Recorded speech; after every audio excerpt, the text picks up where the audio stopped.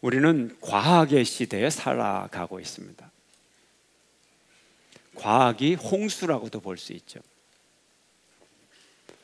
그러면 우리가 신앙인의 입장에서 이 과학을 어떻게 보아야 되겠는가 하는 문제, 우리가 이 점을 좀 깊게 생각을 해야 됩니다. 근래에 반기독교 서적 중에 도킨스가 쓴 만들어진 신이라는 책이 있습니다. 1941년생으로 지금 73세입니다. 만들어진 신이라는 제목, 원어로 보면 The God Delusion 이라는 제목입니다. The God Delusion. 신, 망상이다, 이런 의미죠. 도킨스는 영국 옥스포드 대학 출신으로 영국 왕립학회 회원이고 과학의 대중화를 위한 그런 소명을 가진 사람입니다. 그의 책 만들어진 신은 2006년도에 발간이 되었고 1년 만에 영문판이 150만 부 이상 팔린 베스트셀러 반열에 들어가게 됩니다. 그리고 31개 국어로 번역이 되어서 거의 전 세계로 알려진 책이고 한국어로도 번역이 되었습니다. 이 책이 유명한 것은 출판사가 버스 광고에 이 책을 썼다는 거예요. 버스 광고에. 그래서 전 세계적으로 유명하게 되었죠. 그 주제는 이렇습니다. 주제를 요약하면 이렇게 요약이 돼요. 신이 존재할 가능성은 매우 낮다. 종교는 악이다. 그리고 종교 없이도 우리 인간은 잘 살 수 있다. 한 걸음 더 나가서 종교가 없으면 인류는 더 잘 살 수 있다. 이게 도킨스의 이 만들어진 신의 주제입니다. 600페이지가 넘는 두꺼운 분량의 책에서 역사 속에 나타난 종교로 인한 비극, 아주 자세히 묘사를 했습니다. 종교는 이렇게 비극을 만드니까 종교는 없어져야 되고 무신론이 등장해야 되고 그리고 과학이 등장해야 된다. 그리고 과학 중에서도 다윈주의, 그러니까 다윈이 뭐죠? 진화론을 주장했죠. 그러니까 진화론, 다윈주의가 종교의 대안이다, 이렇게 주장을 했습니다. 워낙 많이 팔린 책이라서 제가 관심을 갖고 이 책을 잘 읽어보았어요. 그리고 그 책이 왜 베스트셀러가 되었는지 알았어요. 결론부터 얘기하면 수준이 낮아서 베스트셀러가 됐더라고요. 예. 도킨스의 전공이 동물생물학자예요. 근데 종교 문제를 다루려면 그래도 지성인답게 상식의 수준 정도는 종교를 연구를 하고 그래야 대화가 되지 않겠어요? 근데 전혀 신학적 지식 없이 그저 자기의 열정만 가지고 동네 아저씨의 수준에서 이 책을 썼어요. 그랬더니 도리어 효과가 좋더라는 거죠. 동네 아저씨 수준에서 책을 쓰니까 평범한 독자들의 눈높이와 딱 맞아 떨어지는 거예요. 읽기가 쉬워요. 그래서 베스트셀러가 됐어요.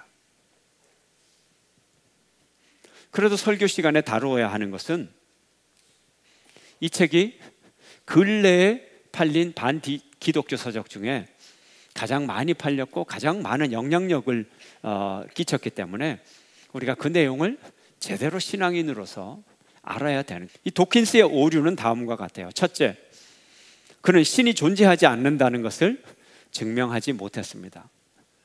과학적 확률로 신이 존재하기가 매우 적다는 거죠.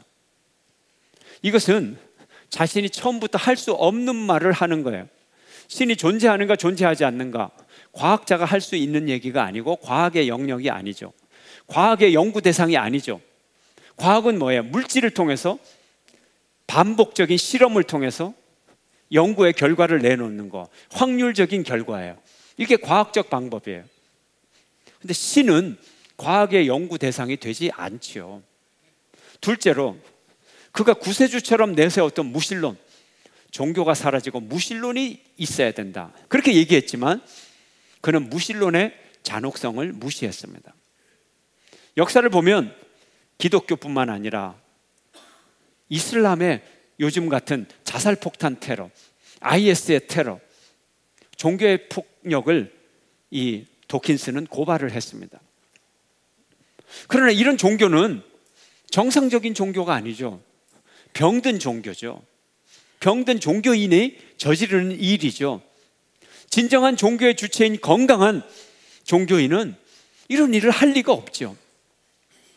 그가 놓친 것은 스탈린과 같은 무신론자의 무시무시한 폭력을 놓쳤어요. 종교가 없다 그래서 폭력이 없어지는 것이 아니라 스탈린과 같은 무신론자는 2천만 명 이상을 살인한 그런 무시무시한 폭력을 저질렀어요. 세 번째 도킨스의 잘못은 그가 가장 객관적인 학문이라고 내세웠던 과학, 그러나 이 과학 역시 잔혹하다는 것을 무시했습니다. 인류는 너무나도 엄청난 살상을 저질러 왔습니다. 특히 근래에 있어서 대량 살상이 이루어집니다. 무엇 때문에? 첨단 과학 때문에. 무슨 얘기를 합니까? 과학의 오용과 과학자의 타락을 얘기했죠. 바로 그래서 인류의 비극이 다가오게 되는 것입니다. 과학자가 종교의 대안이 아닙니다. 과학자 역시 인간이기 때문에 역시 그들이 엄청나게 저지르는 죄악, 이것은 어떻게 해결할 길이 없다는 것이죠. 네 번째로 그는 다윈의 진화론이 최고의 법칙이다, 이렇게 얘기를 했습니다. 다윈주의, 다원주의가 아니라 다윈, 생물학자 다윈의 학설을 믿는 다윈주의. 다윈주의를 믿는다 그래서 무신론이 되는 게 아니에요. 도킨스는 과학을 연구하면 하나님을 안 믿는다 그랬어요. 도킨스가 무슨 얘기를 했느냐? 종교인은 바보다, 종교는 바보들이나 믿는 거다. 과학을 연구하는 현명한 사람들은 절대 종교를 믿을 수 없다, 이런 얘기를 했어요. 그러나 그렇지 않죠. 세계 최고의 과학자들도 여전히 하나님을 믿고 있습니다. 결론적으로 도킨스는 과학을 메시아처럼 신봉하는 과학 종교를 섬기고 있는 것입니다. 이게 밖에서 오는 과학주의적인 기독교 비판입니다. 대표적인 케이스죠. 그러면 기독교 안에서는 어떤가요? 이런 진화론을 향한 기독교의 입장은, 기독교의 반응은 어떤가요? 근본주의자들은 진화론에 반대하는 입장을 보이고 있습니다. 미국에서 1925년 테네시주에서 한 고등학교에서 진화론을 한 선생이 가르쳤어요. 스콥스라고 하는 생물 교사가 고등학교에서 진화론을 가르쳤어요. 과학 시간에. 그런데 종교가, 교회가 그를 고발을 했어요. 근데 이겼어요. 세상 재판에서 이겨가지고 진화론을 가르친 이 스콥스라는 교사에게 $100 벌금형을 때렸어요.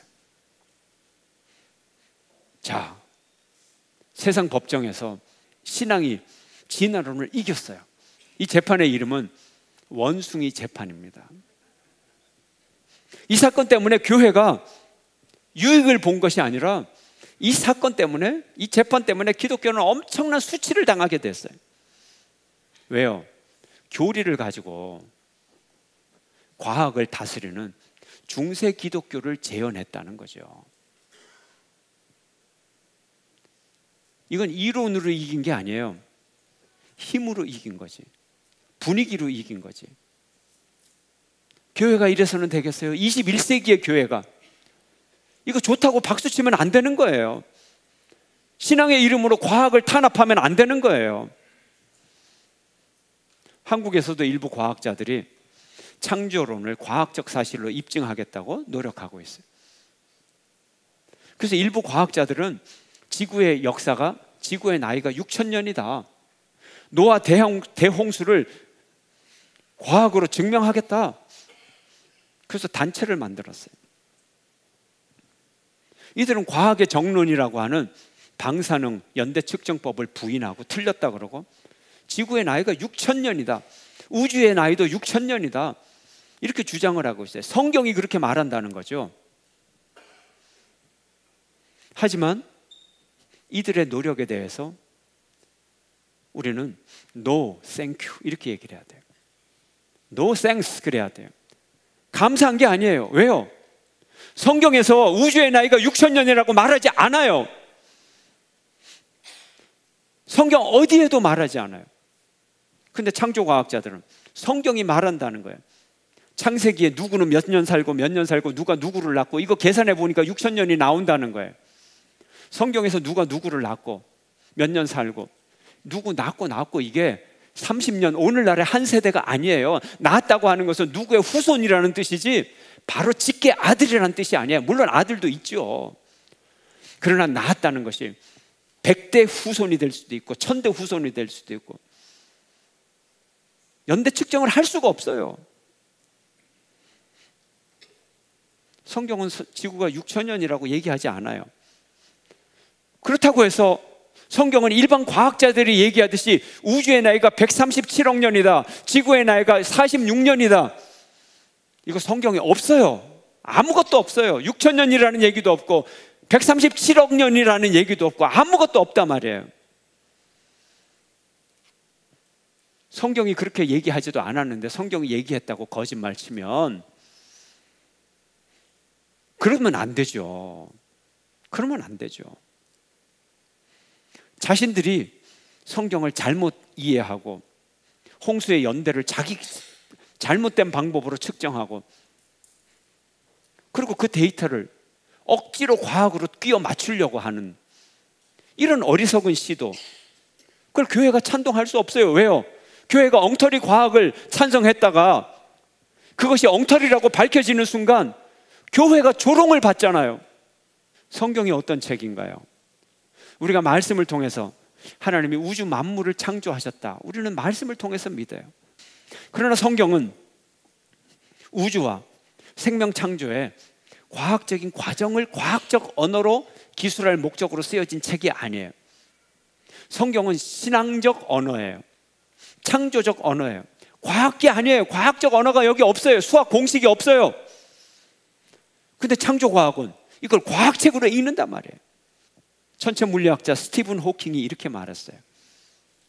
신이 우주를 창조했다면 우리는 단지 그것이 어떤 것인지 알고 싶을 뿐이다. 얼마나 겸손한 고백입니까? 과학을 한다 그래서 하나님의 자리를 침범하는 게 아니에요. 하나님의 권위를 무시하는 게 아니에요. 하나님이 창조한 것을 과학자들은 겸손하게 알고 싶을 뿐이에요. 알고 싶어서 연구를 하는 거예요. 우리는 성경을 읽을 때 구원에 관련된 책으로 읽어야 돼요. 우리가 구원을 얻기에 부족함이 없는 책이 성경책입니다. 그러나 성경은 물리, 화학, 생물 이런 내용이 별로 없어요. 이런 것까지 완벽한 책이라고 말한다면 성경을 높이는 것이 아니라 성경을 희롱하는 거예요. 놀리는 거예요. 하나님의 말씀도 안 하셨는데 하나님의 이름으로 지구의 나이가 6,000년이다 말하는 것은 하나님의 이름을 망령되이 일컫는 십계명을 범하는 죄악인 것입니다. 우리가 성경을 성경답게 보고, 우리 크리스찬은 과학을 과학답게 봐야 돼요. 만약에 이게 뒤죽박죽이 되면 사이비 과학이 되는 거예요. 하나님의 창조는 뭡니까? 무에서 유를 창조하는 거예요. 없는 데서 있는 걸 만드는 게 이게 하나님의 창조예요. 과학은 뭡니까? 하나님이 이미 창조한 이 물질의 세계, 이 피조물을 과학이 연구하는 거예요. 달라요. 차원이 달라요. 범주가 달라요. 무에서 유를 창조하는 거고 이미 창조된 피조물을, 자연물을 과학자들이 연구하는 거예요. 다르단 말이에요. 자연을 아무리 연구해도 어떻게 창조됐는지 증명할 수 없어요. 그건 하나님의 일이기 때문에 증명할 수도 없고 부인할 수도 없어요. 과학은 있는 거 연구하는 거예요. 그래서 과학주의는 범주적인 오류를 범하고 있는 거예요. 이런 과학주의가 도킨스처럼 교회 밖에도 있고 창조과학계처럼 안에도 있어요. 종교를 과학으로 만들려고 한다든지, 이게 창조과학자들이 하는 거예요. 성경을 과학책으로 만드는, 반대로 과학을 종교로 만드는 것, 도킨스. 과학을 종교처럼 신봉하잖아요. 종교와 과학을 동일화하는 이 두 가지 시도는 둘 다 틀린 거예요. 진리가 될 수 없어요. 창조에 대한 입장은 아주 다양합니다. 창조에 대해서는 아주 다양한 이해를 하고 있어요. 진화론에 대해서도 이해가 다양합니다. 진화론과 창조론이 대립하고 있는 것처럼 보여도 절대 대립되지 않아요. 대립하는 사람이 있고 대립하지 않는 사람이 있고 아주 다양한 이해를 갖고 있어요. 진화론이라 그래서 창조론을 부정하는 것도 아니고요, 창조론을 믿는다 그래서 진화론을 무조건 부정하는 것도 아니고, 진화론은 과학의 한 가지 가설일 따름이에요. 그 한 가지 수많은 가설 중에 한 가지 가설을 가지고 온 기독교가 난리 법석을 떨면서 그거 틀렸다고 하는 게, 이게 코미디예요. 이게 완전 코미디예요.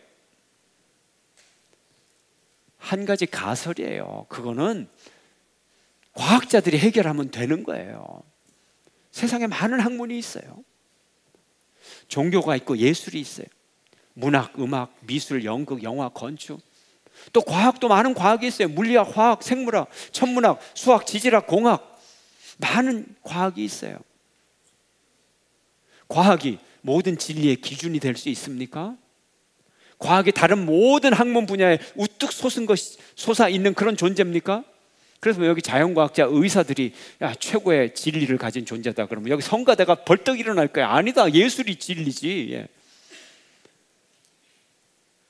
그렇잖아요, 그죠? 누가 진리를 소유하고 있어요? 이것이 과학자의 교만이에요. 무신론자들은 과학의 이름으로 하나님을 부정하려고 해요. 무신론적 과학주의죠. 창조과학자들은 과학의 이름으로 하나님을 증명하려고 합니다. 유실론적 과학주의예요. 다 과학자들의 오만입니다. 과학은 처음부터 하나님을 증명하지도 못하고 부인하지도 못해요. 범주가 다르기 때문에 그래요. 차원이 다르기 때문에 그래요. 과학의 기독교 변증은 별로 도움이 되지 않는다는 거예요. 도리어 기독교의 격을 떨어뜨리게 되고 기독교가 유치한 종교로 타락하게 되는 거예요. 그렇다면 오늘날 21세기에 교회가 힘을 얻어서 다시 한번 성경의 문자주의로 돌아가서 갈릴레오 재판을 한번 하게 될까요? 이 세상의 진화론자들을 다 재판에 한번 넣으면 속이 시원하겠어요? 시대착오적인 발상이죠. 그래서는 안 됩니다. 과학은 하나님의 축복이에요. 하나님의 선물이에요. 하나님의 선물이에요. 그러나 과학주의는 과학의 타락이에요. 과도한 신뢰예요. 사람들은 생각합니다. 과학은 객관적이다. 과학 지식은 절대적이다. 이렇게 주장해야죠. 그러나 이건 잘못된 겁니다. 과학은 객관적이지도 않고 과학은 절대적이지도 않습니다. 다만 과학이 절대적일 것이라고 하는 믿음이 있어요. 과학이 객관적일 것이라고 하는 믿음이 있어요. 그러나 혼동하면 안 됩니다. 과학이 절대적이라면 과학자들은 모든 것을 알고 있어야 돼요. 의사가 몸의 모든 것을 아나요? 모든 것을 압니까? 그러면 아유, 저는 제 전공밖에 몰라요. 그럼 당신의 전공의 모든 것을 압니까? 에이, 제가 관심 있는 분야만 알죠. 그러면 이 세상의 모든 의사를 다 모으고 이 세상의 모든 의학 지식을 다 모으고 도서관에 있는 모든 의학책을 다 모아서 하나로 만들면 완벽한 인체 지식이 나옵니까? 아니죠. 의사들이 앞장서서 그거 완전한 지식 아닙니다. 아마 이럴 거예요. 절대적 아니에요, 과학 지식은. 오늘날 과학의 정설이 뭐예요? 우리 시대의 최선이라는 뜻이에요. 오늘날의 정설은 그 시대의 최선이라고 하는 겸손한 자세가 중요합니다. 과학자가 오늘날의 정설은 이 시대의 최선입니다. 이렇게 겸손한 자세를 가질 때 사람들은 그 모습을 아름답게 보고 그 과학자를 신뢰하게 됩니다. 근데 과학은 만능이야, 과학은 객관적이야, 과학은 완벽해, 이렇게 얘기하는 순간 아무도 그 과학자를 믿지 않아요. 그것은 과학 광신자이기 때문에, 과학 종교의 교주이기 때문에. 그렇죠? 예, 이게 상식이죠. 성경은 하나님께서 천지를 창조하셨다고 선포하고 있습니다. 오늘 본문 창세기 1장 1절 함께 읽겠습니다. 시작. 태초에 하나님이 천지를 창조하시니라. 하나님이 창조주 되심을 증명하지 않아요. 설득하지 않아요. 믿어달라고 빌지도 않아요. 선포하는 거예요. 하나님이 천지를 창조하셨다. 이게 성경의 얘기예요. 과학서적이 아닙니다. 과학적 지식이 많아진다 그래서 하나님을 안 믿게 되는 것이 아니고요. 오늘날에도 세계 최고의 과학자들도 여전히 하나님을 믿고 있습니다. 과학적 지식으로 하나님을 부인할 수도 없고, 과학적 지식으로 하나님의 살아계심을 증명할 수도 없지만, 믿음을 가지고 믿음으로 하나님을 믿으면서, 믿음으로 그 과학이 하나님이 주신 선물임을 믿으면서 그 과학 속에 기쁨과 환희와 보람과 축복을 누리고 있는 거예요. 이게 올바른 신앙인의 자세인 것입니다. 창조는 하나님의 일이고 과학은 사람의 일입니다. 창조는 하나님의 은혜고 과학은 사람에게 주신 하나님의 선물입니다. 창조와 과학은 둘 다 하나님의 은혜의 선물입니다. 둘 다 하나님의 영광입니다. 믿음은 은혜이고 과학은 선물입니다. 믿음과 과학이 서로 다툴 일이 아닙니다. 믿음과 과학이 서로 남의 자리를 빼앗을 일이 아닙니다. 믿음과 과학은 각각 자기 자리를 가지고 있습니다. 과학으로 믿음을 대신할 수 없고 믿음으로 과학을 지배할 수 없습니다. 믿음과 과학은 하나님이 주신 아주 큰 축복이고 큰 선물이기 때문에 그렇습니다. 하나님은 자연을 우리에게 선물로 주셨습니다. 이 자연을 통하여 우리는 큰 축복을 받아요. 하나님의 큰 은혜를 받아요. 하늘과 땅과 산과 들판과 바람과 물과 불과 태양과 해와 달과 온갖 곡식과 나무들과 풀들과 동물들과 곤충들과 이 모든 자연을 통해서 우리가 얼마나 큰 축복을 누립니까? 오늘날 우리가 이렇게 잘 사는 거 다 자연을 통한 하나님의 축복이기 때문에 그렇지 않습니까? 이거 하나님의 선물이에요. 그래서 자연 속에서 풍성한 삶을 우리가 살아갑니다. 믿음은 과학적 증명이 아닙니다. 믿음은 예배이고, 믿음은 경배이고, 믿음은 경외입니다. 믿음은 감탄입니다. 과학자는 자연을 연구함으로써 하나님이 만드신 그 창조의 오묘함을 발견하고 하나님께 영광을 돌리는 것입니다. 이것이 크리스천 과학자들, 모든 크리스천들이 해야 할 하나님의 축복을 누리는 진정한 올바른 길인 것입니다. 여러분 모두에게 이런 아름다운 과학관이 있기를 축원합니다. 과학주의에 빠지지 마시기를 바랍니다. 과학주의에 속아 넘어가지도 마시기를 바랍니다. 우리는 하나님이 주신 아름다운 믿음을 가지고 하나님이 주신 아름다운 자연 속에서 큰 축복 속에서 살아가는 여러분 되시기를 주의 이름으로 축원합니다.